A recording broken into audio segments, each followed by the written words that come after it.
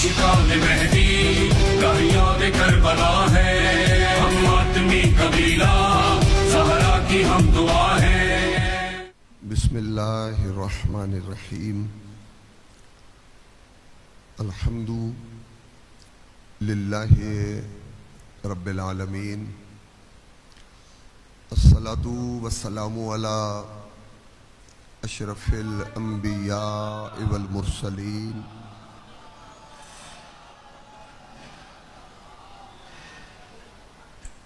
व खातमिन नबिय्यीन अबिल क़ासिम मुहम्मद।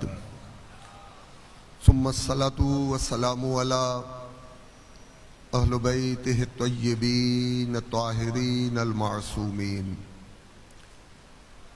व लअनतुल्लाहि अला अअदाइहिम अजमईन मिनल आन इला क़याम यौमिद्दीन।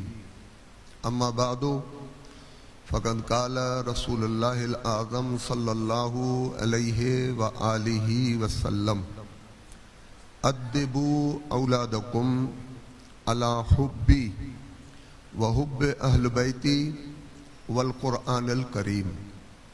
एक दफ़ो सभई असगरी जवान गॾिजी बुलंद आवाज़ सां दुरूद पढ़ो बारगाहे मुहम्मदो आले मुहम्मद अलैहिस्सलातु वस्सलाम।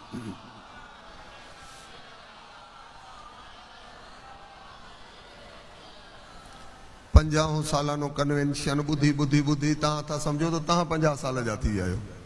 तव्हां 50 साल जा न आहियो, तव्हां माशाअल्लाह जवान आहियो। 12, 14, 15, 18, 20, 22 सालनि जा जवान वेठा आहिनि। तंज़ीम 50 साल जी थी आहे। तंहिंजे करे पाण खे पोड़ो न सम्झो, पाण खे जवान सम्झी हिकु दफ़ो बुलंद आवाज़ सां गॾिजी सलवात पढ़ो बारगाहे मुहम्मद वाले मुहम्मद में सल्ले अला मुहम्मद व आले मुहम्मद। सिंधीअ जो को शाइर हो जंहिं लिखियो हो त थधि अॻे ई आहे शाइर, गीत न थधड़ा ठाहे। थधि अॻे ई आहे शाइर, गीत न थधड़ा ठाहे। टांडन जहिड़ा लफ़्ज़ लिखी तूं जज़्बन खे गरमा। इश्क मुहब्बत असल में एक बाह आड़ा हुआ जेको इंसान खे पजराईंदो भी आहे पचाईंदो भी आहे।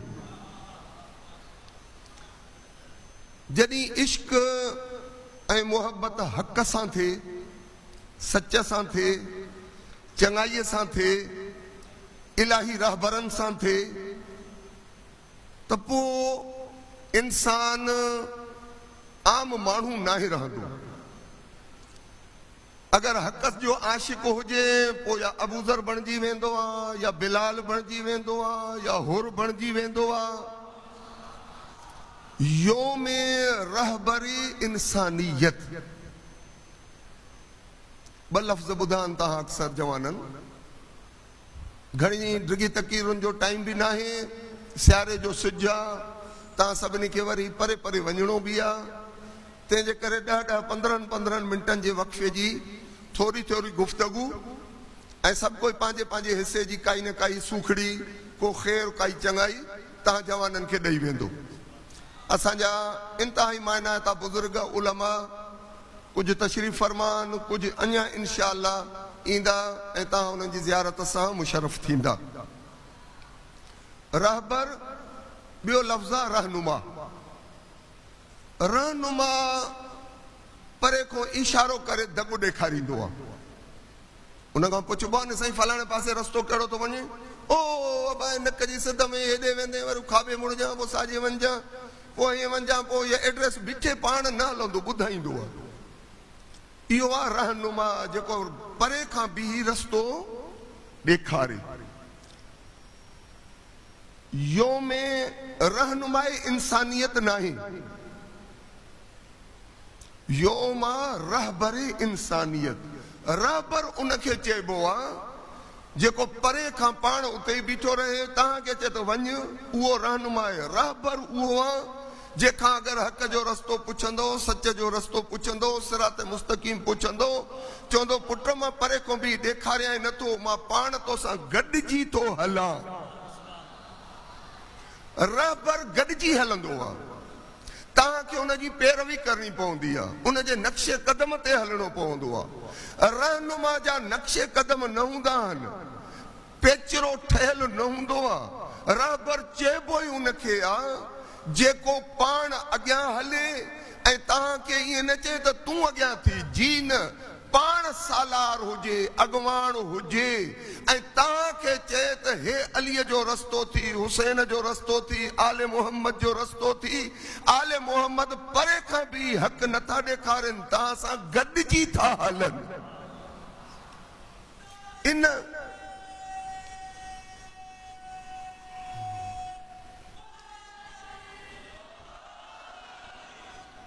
उन्हनि सां गॾु हलण जे लाइ हिकिड़ो ई वसीलो आहे, हथियार आहे, जंहिंसां तव्हांखे पाण खे सिंगारणो आहे, उहो आहे इश्क, मवदत ऐं मुहबत। छो त मुहबत इंसान खे चीच खां वठी हलंदी आहे। अगरि अबे खे पुट सां मुहबत हूंदी आहे न, पोइ पोचरे ते रस्ते ते उनजो हथु छॾे न ॾींदो आहे, उनखे चीच खां वठंदो आहे। बाबा मुंहिंजो थी हथु हिन आंगर में हथु विझ, मुंहिंजी चीच सां हल, त जीअं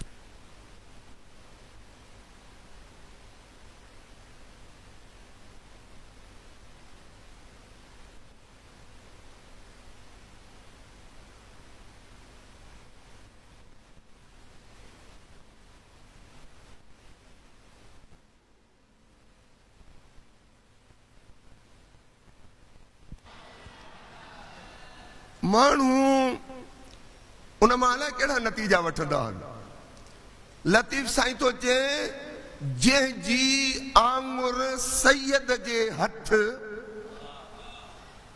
तंहिंखे लहर न को लोॾो।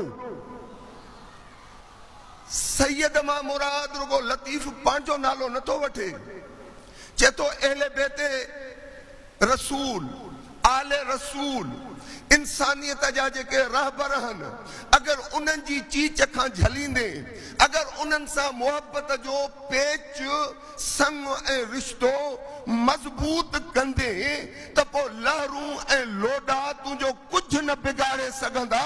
जाॾे हली वेंदो पाण सां गॾु तोखे बि ओॾे वठी वेंदो। जंहिंजी हैदरी, इन करे ई नबी साईं फरमायो, स्कूल जहिड़े में वणेव पढ़ो, कॉलेज जंहिं में वणेव दाख़िला वठो, यूनिवर्सिटी जेका वणेव पंहिंजे लाइ चूंडियो, सब्जेक्ट जंहिं में अॻ भरा थियणु चाहियो, नौकिरी जेका वणेव कयो, पर टिनि शयुनि खां न लवाइजो। नबी साईं फरमायो, अदिबू औलादकुम अला हुब्बी।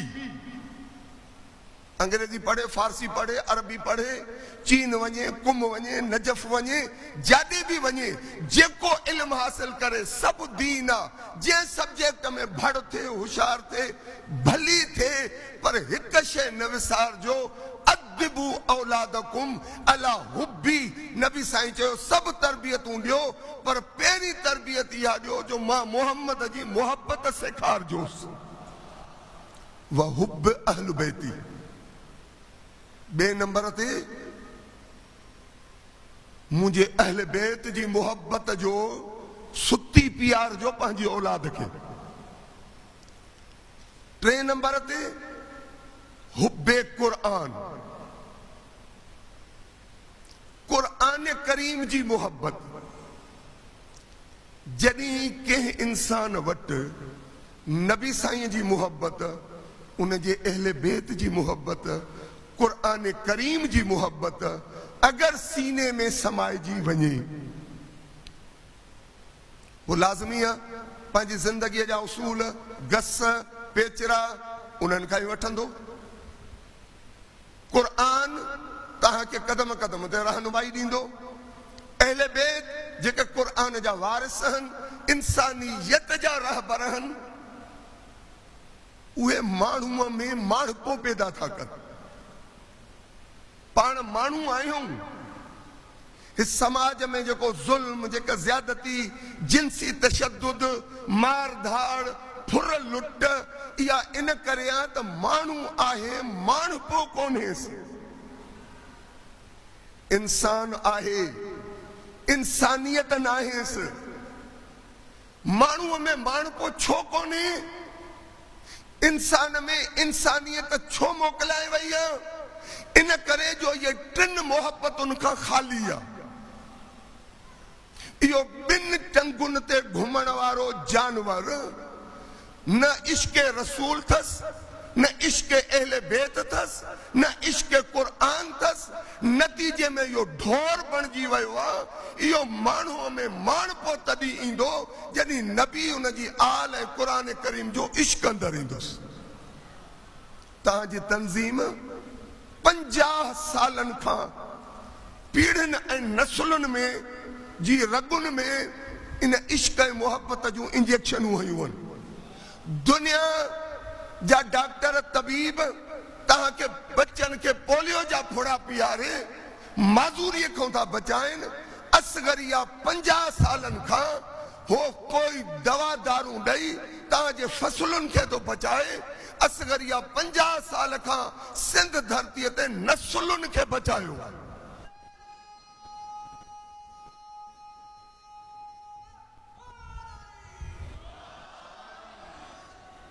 अली मौला ऐं अहले बैत जी मोहब्बत जा फुड़ा पीआरे, क़ुरान जी पैरवीअ जा फुड़ा पीआरे, इश्क रसूल जा फुड़ा पीआरे असगरिया नसुलुनि जी तरबियत कई आहे। ऐं यकीनन असांखे फसल खां वधीक नसुल जी गिणती हुजणु घुरिजे। नसुल बचंदो त फसल बि कमु ईंदुसि। न त रुगो मानी ढव ते हुजे, फसल भलो थिए ऐं नसुल खरियल हुजे। पोइ लतीफ़ साईं थो चए, मतो आहीं मच्छ थुल्हा थो थूना हणे। जेॾी महिल ढव ते मानी मिलंदसि ऐं खाइण वारो खरियल हणंदो हूंदो त जेतिरो ढव घणो हूंदुसि ओतिरी बदमाशी वधीक कंदो। सुधारो ज़रूरी आहे, बहितरी ज़रूरी आहे, इस्लाह ज़रूरी आहे। मां पंहिंजी गुफ़्तगू जे बिल्कुलु आख़िरी मरहले में क़ुरान असांखे उसूल थो ॿुधाए। उन्हनि उसूलनि ते नंढियूं नंढियूं 2 या 4 ॻाल्हियूं मुख़्तसर ऐं गुफ़्तगू ख़त्म।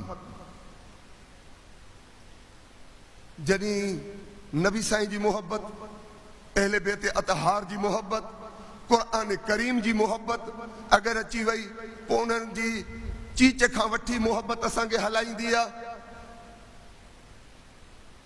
पोइ चीच खां जेॾी महिल वठी असां क़ुरान ऐं आले रसूल सां गॾु हलूं था त क़ुरान करीम 2 नंढड़ा नंढड़ा उसूल आहिनि, उन्हनि खे सम्झी छॾींदो। हर क़दम ते तव्हांजे लाइ रहबर ऐं रहनुमा बणिजी वेंदा उहे उसूल।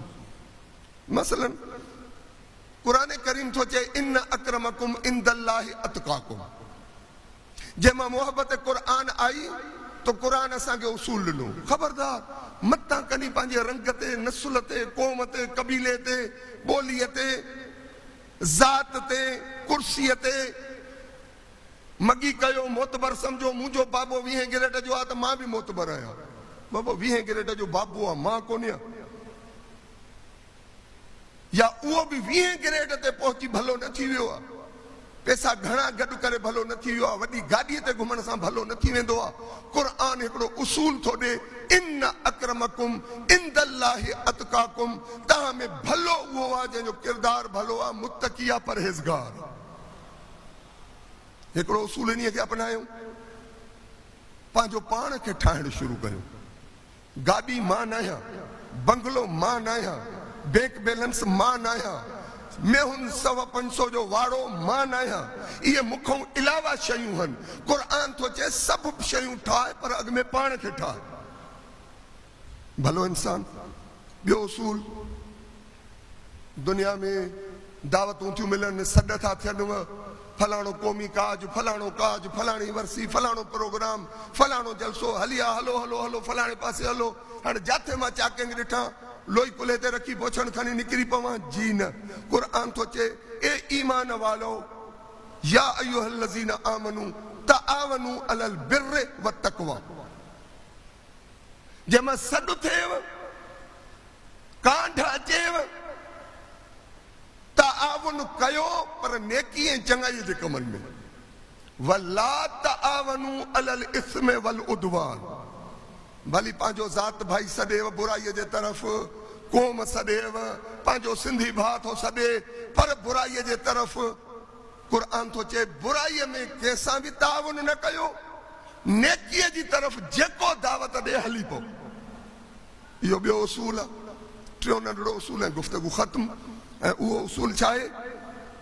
या अय्युहल्लज़ीना आमनू लिमा तक़ूलून मा ला तफ़अलून। कुरान तो चए हवाली न थियो, ड्राड़ी न बणजो, लबाड़ी न हुजो, मां हीअं मां हीअं मां हीअं।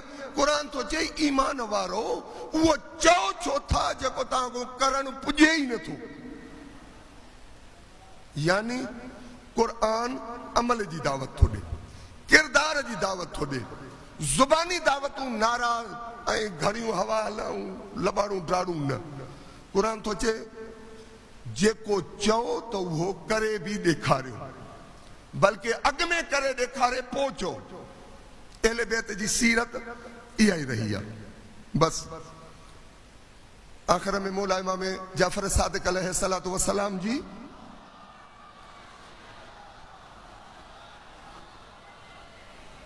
हिक नूरानी मुबारक ऐं सोनारी हदीस इमाम अलैहिस्सलाम था फरमाइनि, मन इत्तक़ा मिनकुम व अस्लह फहुव मिन्ना अहलल बैत। असांखे रुगो इहा ख़बर हुई त हज़रत सलमान मिन्ना अहलल बैत आहे। मुंहिंजो छों इमाम इंसानियत जो रहबर छा थो फरमाए? मन इत्तक़ा मिनकुम, तव्हां मां जेको बि साहिब तक़वा बणिजी वियो, तक़वा अख़्तियार कयईं, व अस्लह ऐं पंहिंजी इस्लाह कयईं, पाण खे सुधारियईं, संवारियईं, सिंगारियईं, भलो कयईं। मौला था फरमाइनि फहुव मिन्ना अहलल बैत। रुगो सलमान न, तूं बि मुत्तकी बणिज, सालिह बणिज त तूं बि असां अहले बैत मंझां आहियूं। इमाम इहा दावत ॾिनी। क़ुरान जूं टे दावतूं ऐं उसूल मां तव्हांजी बारगाह में अर्ज़ कया।